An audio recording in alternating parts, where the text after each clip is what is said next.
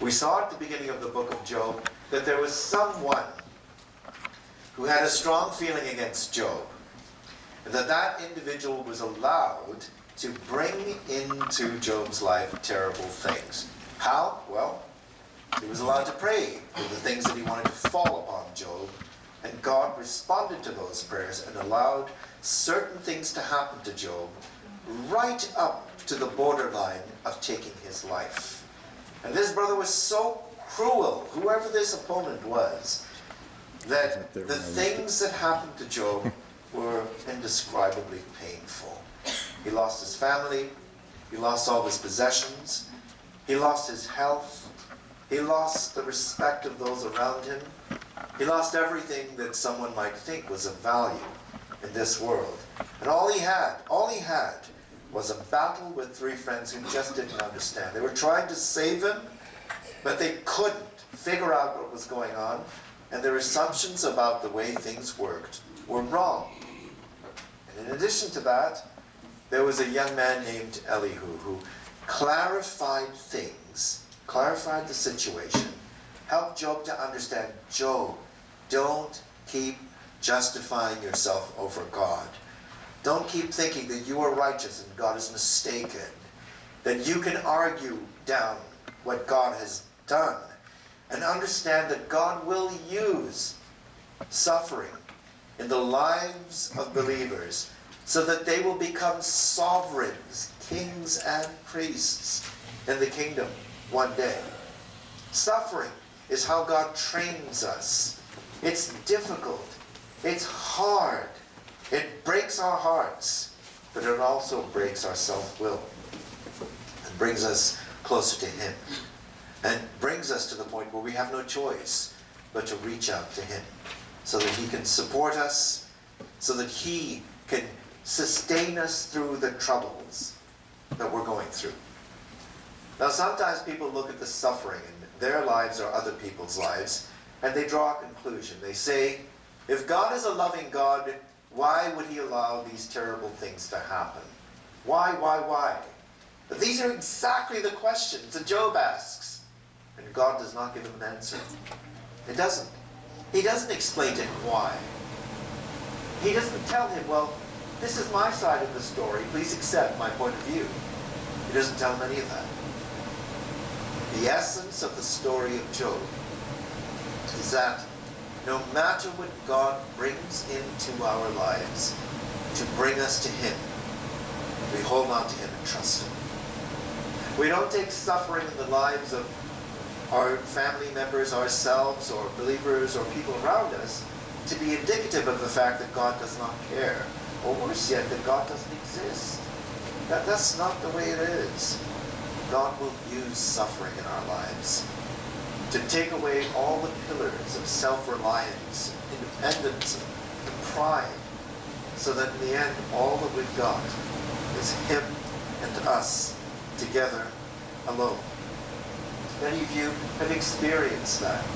Many of you have experienced that crushing feeling of loneliness, on your knees, weeping, sobbing out to the Lord, begging Him to help and to strengthen you.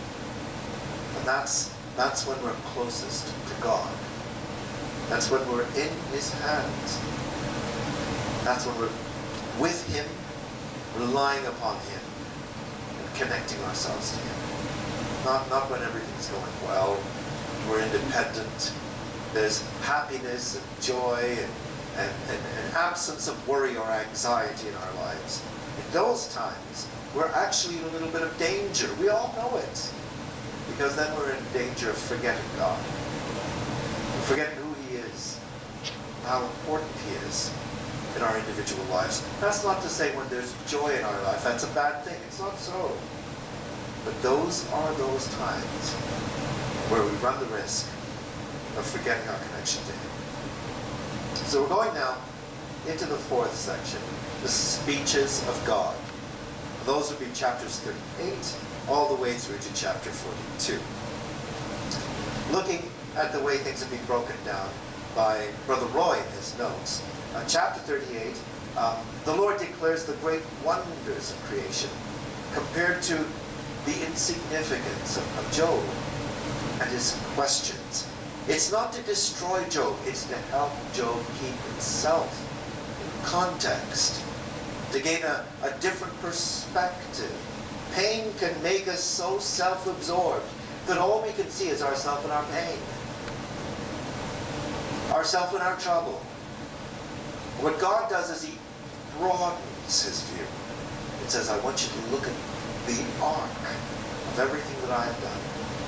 The full panoply of creation, its beauty, its power, and my control of all of that.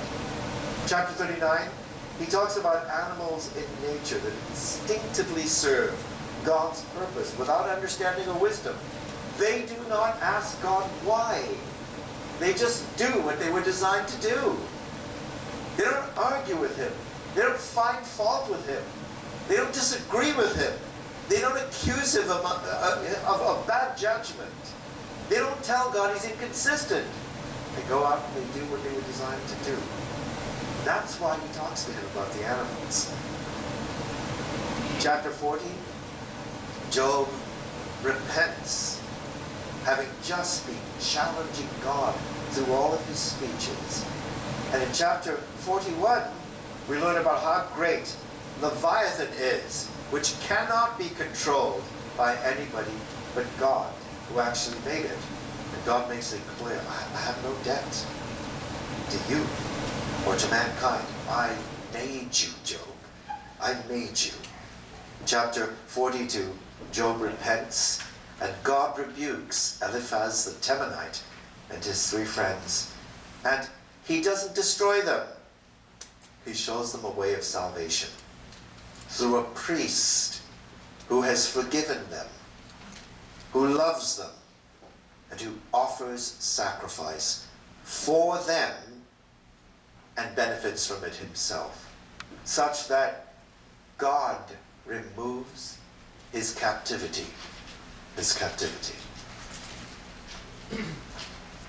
There are great beasts that show up in the book of Job. Now you may or may not see it this way. You may see them as actual beasts. You may think, as many people do, that Behemoth, for instance, is the hippopotamus.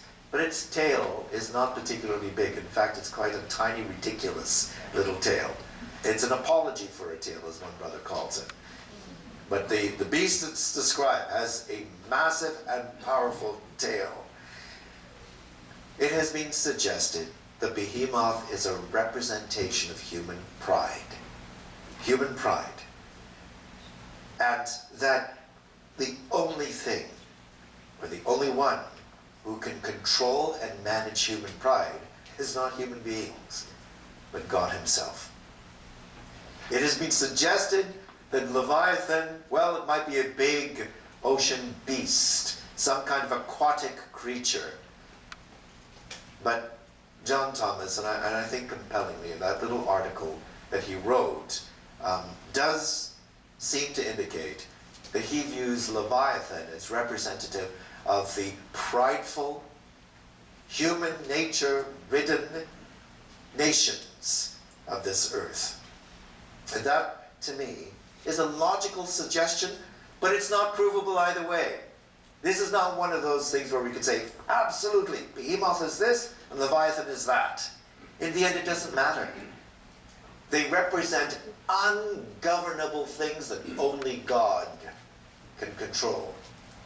Whatever they may be. Creatures, critters, or whatever they are.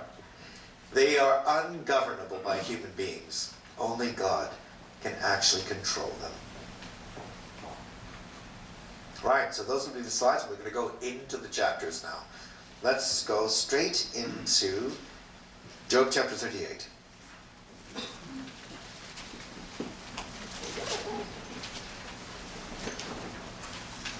So Job chapter 38, it says, then Yahweh answered Job out of the whirlwind and said, who is this that darkeneth counsel by words without knowledge?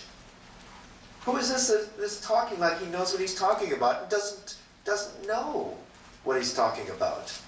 Now, you might think that God shouts this out when he speaks to him, that the booming voice of God comes out at Job.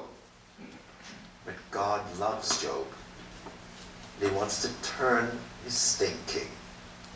So the possibility is that the voice that comes out of that massive storm is the still small voice of God, speaking wisdom and appealing to the heart of his wrong-headed child to bring sense and perspective to him. Right? When you're in your trouble and you reach out to God, there's no shouting voice that you hear. It's a growing sense that somebody's with you, and that you can hold on through the pain, or the grief, or the trouble, or the burden, and make it through. Sometimes it comes in the still small voice of someone who loves you, who calls you on the phone to talk and to listen. Sometimes it comes to you in a letter or an email or a text message. Still small voice to help you to hold on. So God speaks to him and says, look, who's this that's talking like he knows what he's talking about? He doesn't really know. Gird up now thy loins like a man. All right, you're a big man. Pull up your pants and talk to me now. Let's see if we can reason together. I will ask you questions, and you answer me. So you've been asking a lot about who I am. What do I act like? How am I so inconsistent in my treatment of you? You answer me some questions. He says, where were you, Job, when I laid the foundations of the earth? If you are my peer, if you are my equal, if you feel that you can argue with me, where were you when I was doing those things? Were you there with me helping me? Can you do these things? Are you able to do these things? Now, he's establishing his power, his wisdom, his might, and his authority as compared with the lack of all those things in Job. Saying, this is who I am. I made everything. And the embedded message is, don't you think I know what I'm doing? If I made everything, don't you think this trouble that I made in your life is intended to produce a result that creates something in you? That's the message, the underlying message. He goes on, God says to him, well, you tell me if you have understanding. If you know what you're doing, and I don't know what I'm doing, you tell me, where were you when I needed your help to make the universe? And of course, Job wasn't there. He wasn't even alive at that time. God goes on and says, who has laid the measures thereof, of the whole earth, if you know? Who stretched the line upon it? Whereupon are the foundations thereof fastened? So God was an engineer. He measured, he built, he structured, he put in place everything that exists. Whereupon are the foundations thereof fastened? Or who laid the cornerstone thereof? And the morning stars sang together, and all the sons of God shouted for joy. Now, the beginning of the book, the sons of God would be people that came together and assembled at a certain time of year to worship together, a gathering of some type. But in this instance, he's using the term to refer to the angels singing, the angels who sang as God created what he created, and all the sons of God who shouted for joy. Were you there with me and with them? Did you put the foundations in, fasten everything? He talks about a cornerstone. And so there's a cornerstone. There are fundamental principles that underlie creation that God has put in place. But also it points forward to the chief cornerstone that God would one day bring into the world to save mankind, to glorify his name and honor him. That chief cornerstone. And no human being could bring that about either. It was through God and through the working of his Spirit. Who shut up the sea with doors, when it brake forth, as if it had issued out of the womb? When I made the cloud the garment thereof, and thick darkness a swaddling band for it, and brake up for it my decreed place, and set bars hitherto, and said, Hitherto shalt thou come, but no further, and here shall thy proud waves be stayed. What has he just said? Are you able to treat the seas that I created and manage like they're a little baby? A baby that was born brawling, and that I put swaddling around and said, don't you go past these boundary lines. That's what I did with the oceans. Can you take those massive, powerful forces of nature and control them the way I do? And that's something that would open up in Job's mind the absolute power of God. And then he continues speaking to his child.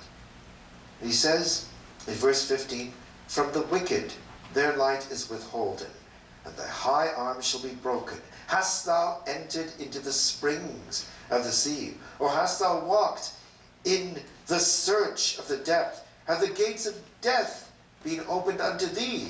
Or hast thou seen the doors of the shadow of death? Can you do anything about death? Can you bring people back from the dead, Job? That's who I am. That's who you want to argue with. You want to argue and discuss and hold to account someone who can do these things. Can you do anything like this? Am I your equal? You can only argue with someone that is your equal. Am I your equal? Now, it's not his intent to destroy him. It is his intent to demonstrate to Job, don't assume because you cannot understand what's going on in your life that I don't know what I'm doing. I always know what I'm doing. I have always known what I was doing. I didn't need you to direct me when I created what I created. Your wisdom was not required, son. It wasn't required. I know what I'm doing. And here are the examples. He goes on and he talks about all the aspects of creation. And he says in verse 14, It is turned as clay to the seal, and they stand as a garment.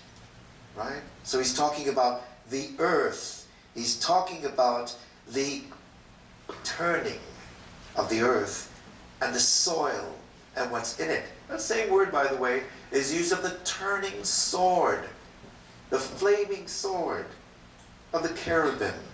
Back in Genesis, the early chapter, Genesis 3, verse 24. So the clouds are turned around by God's design. The earth turns by God's design. The clay to the seal is a reference to the cylindrical clay seals which revolved upon their axes and that were used by people. Cyril Tennant points that out in his beautiful commentary. That God, in his precision, in the way that he has designed and structured everything, has made things so they work as he wants them to work. Everything in creation. Go on, and we see later on as he speaks, verse 1 of chapter 39, he says, Knowest thou the time when the wild goats of the rock bring forth? Canst thou mark when the hinds do calve? Canst thou number the months that they fulfill? Or knowest thou the time when they bring forth? They bow themselves, they bring forth their young ones, they cast out their sorrows, and their young ones are in good liking. They grow up with corn, they go forth and they return not unto them. You think about all of that. All of that designed by God with precision, with absolute precision. He talks about the wild ass and the fact that his house is the wilderness. He's full of himself. He has no concern about anybody. Wild donkeys go and they do what they do. Verse 7, he scorneth the multitude of the city, neither regardeth he the crying of the driver. And so all of these pictures of nature, everything that God is telling Job is not to demean him. It's not to break him down. It's not to destroy him. It's to show him whatever I do has purpose, design, structure, seasons, and intent. So do the troubles in your life. I know they hurt Job. I know it looks like they're random. I know it looks like they're unfair. I know it looks like I don't know what I'm doing. But everything that's happening to you is with a purpose. What was the purpose? To bring faith out of him, to strengthen him, so that he would become the man of faith and confidence in God that he needed to become. And he needed to be that not just for himself, but for his 3 friends, for his wife in all her suffering at his side, for the family that had abandoned him and had run away from him and despised him because of the foulness of his situation, for the neighbors and the people in the village that had no respect for him and mocked him and sang despicable songs about him. Job had to become the suffering servant, the believing and faithful suffering servant for all of them, so that they could see what true righteousness looks like, so that they could see what someone completely dependent and confident in God. What breaks when we're in our trouble and our pain is confidence. We don't think he's going to look after us. We don't think he'll help us. We sit there stewing in our problem and believing that it's never going to get any better. Well, the circumstance may not change, but God can give us the confidence to carry on. We just need to hold on to him. And I'm not just talking to you from theory. I'm talking to you from reality. Absolute reality and experience. Right? My wife is bipolar. We have been through 3 tunnels of fire, 3 manic episodes that almost destroyed us as a family. 3 times. It's always a risk that it could happen again. But in those times, I'm closest to God, because I've got nothing else to rely on. There's nothing that can help in those circumstances. You learn that in the end, things take their course. God gets you through.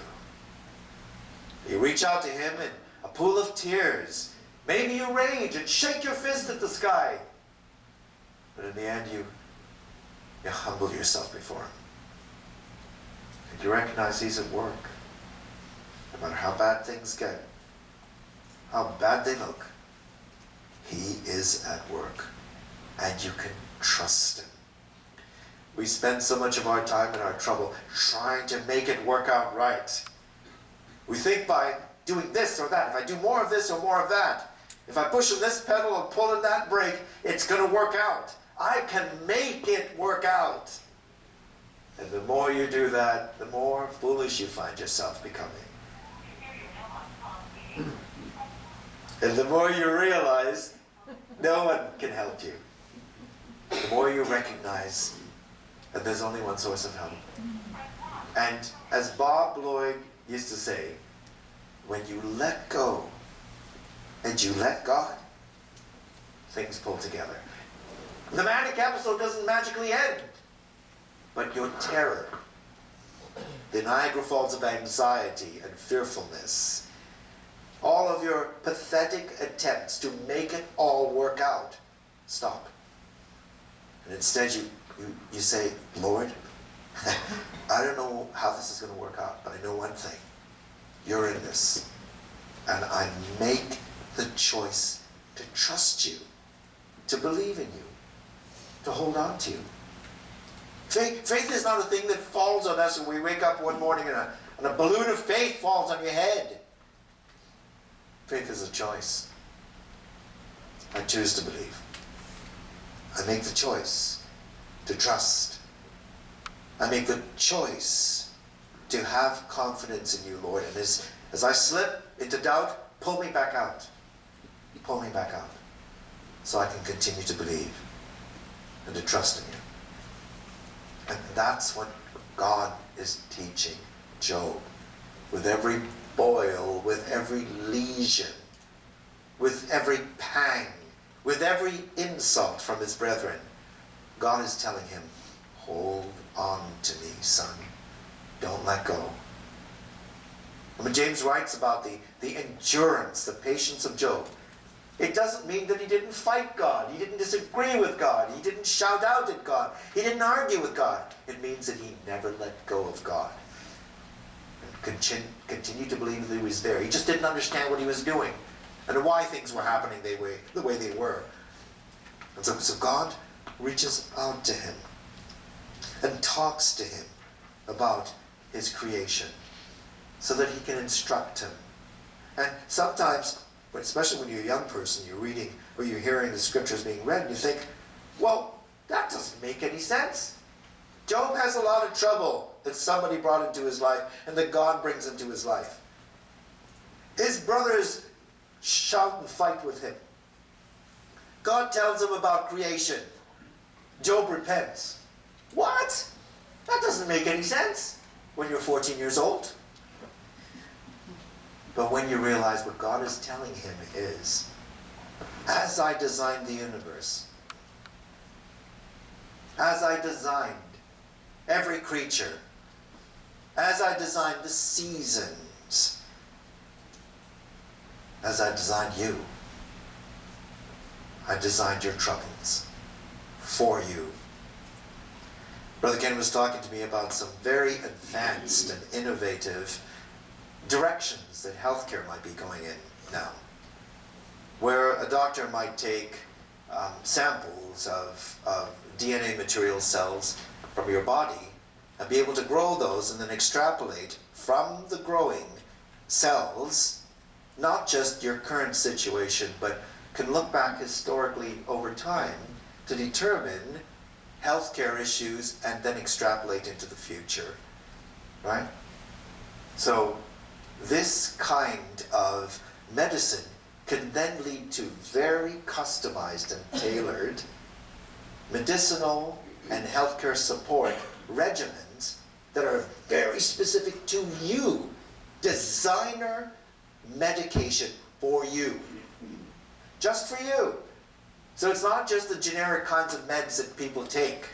Can knock you flat or throw you out of your mind or whatever the case may be. Or have side effects physically, physiologically that are unfortunate. It's designed for you. That's what God did for Job. That's what God does for you. You might shake your head there and think, that doesn't even make sense to me. I don't agree with that. This is not fair what I'm going through. But God knows what you need.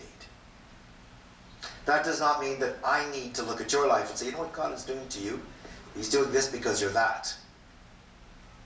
He's triggering this because, well, this is how you are as a person. It's not my role or my right to do that. But it is my role and my right to see what God is doing in my life. To trigger faith and love and obedience and confidence in Him. And it may not be what you need, but it's what I need to go through so that I can have those results in my life. So the troubles in your life that look so random, they look as if they're things that just happened by chance, may well have been tailored by God specifically to make you a stronger believer and a more loving brother or sister in Christ. We go on and we see in verse 14, verse 13, gavest thou the goodly wings unto the peacock, or wings and feathers unto the ostrich. And then he talks about the ostrich, which leaveth her eggs in the earth, and warmeth them in the dust, and forgetteth that the foot may crush them, or that the wild beast may break them. She's hardened against her young ones, as though they were not hers. Her labor is in vain without fear, because God hath deprived her of wisdom. Neither hath he imparted to her understanding. So I went and did some research on ostriches to find out, are they really as dumb as God describes them in Job? And they really are. They really are. Well, this is what they do, right? A male ostrich will have several females, but there is the primary female. And she keeps the others in check. She beats them down and browbeats them, as ostriches will do, to keep them in place, so that she is the primary female. Well, then they start having eggs. And what happens is, they organize the eggs. The lead female puts her eggs in the center. And all the lesser females, their eggs are on the outer rim. And they go about and they do their business, and what happens is animals come and eat the outer eggs. So that means that the eggs in the center, which are of the lead female, will tend to survive. And that the chicks that are born are from the strong primary female and the male. Now, they don't know what they're doing. They didn't think that through. They think, well, I think we will put the eggs out there of the lower females, because that's the best thing to do. Don't you think, husband? And he says, go, yes, I agree. Right? They don't do that. But God's given them the wisdom to do that. And so while they're running about doing their thing, eating and so on and so forth, there's a design in what they do. Does she despise her chicks? Yes. If the chicks are from one of the lesser females, well, those are one of the lesser kids. The important kids are her kids, from her eggs. So that's an interesting bit of reality from creation. So when God says, well, here's what they do. They're hardened against their young ones. Yes, she's hardened against the ones that are hatched in the nest that are not hers. And it says, her labor is in vain without fear, because God hath deprived her of wisdom. Neither hath he imparted to her understanding. What time she lifteth up herself on high, she scorns the horse and his rider. Ostriches are fearsome animals. They're not, we're used to petting dogs and cats and things. You never go up to pet an ostrich, because its legs are so powerful. Its claws are so terrifying, they can tear you to pieces with a couple of kicks.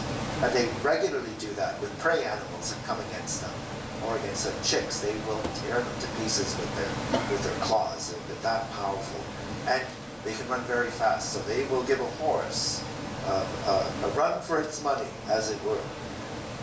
Canst thou make him afraid as a grasshopper? The glory or hast thou given the horse his strength? Hast thou clothed his neck with thunder? Canst thou make him afraid as a grasshopper? The glory of his nostrils is terrible. He paweth in the valley and rejoiceth in his strength. He goeth on to meet the armed man. You know about horses. This is Texas, so you know all about horses, right? Somebody told me a story recently.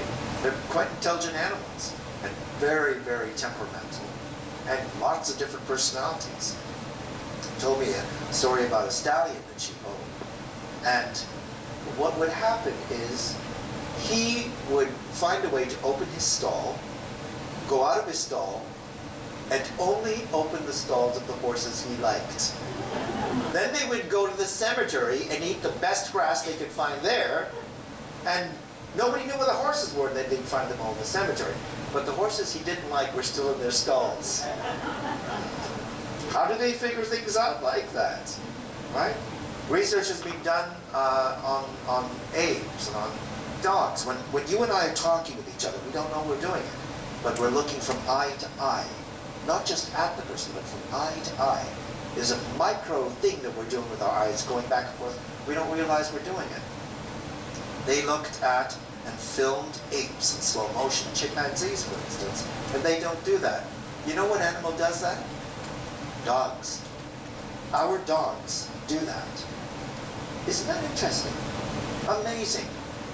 A little dog goes out with his family, and he's out there in a park, and he's with them and playing and so on.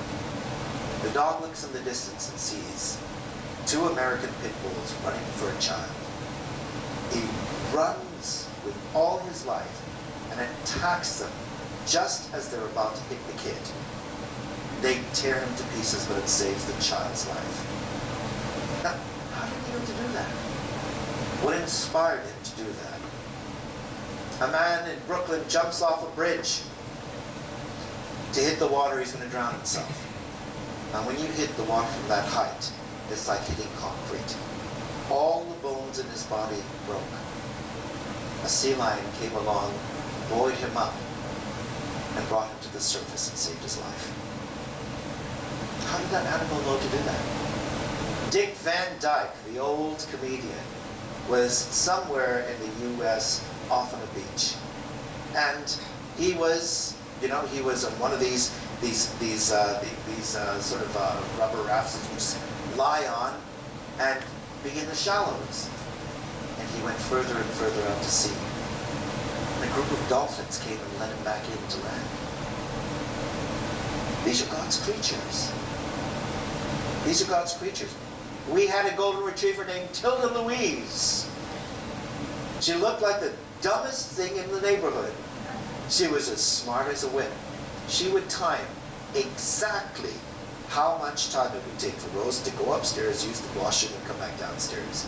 During that time, she would run into the basement, eat the cat's food, run back up, jump on her bed, pretend nothing happened. But Rose had a suspicion. So Rose built a contraption. She took a little cardboard box and cut a hole out of it and put it over the cat food so that only the cat could crawl and eat its food and come back out. She went upstairs. And dogs have a bark they do when they want help. One bark. Woof! That means I need your help. So Miss Lady goes into the basement and involuntarily goes woof because she can't get into the box. And then goes, oh boy. So Rose went downstairs and what are you doing here, young lady?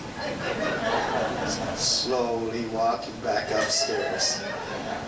That's a dog. Look at the intelligence in all of that. Observation, memory, measurement of time. How long will it take? How long do I have? I've got about 2 minutes to run down, eat, run back, and pretend nothing happened.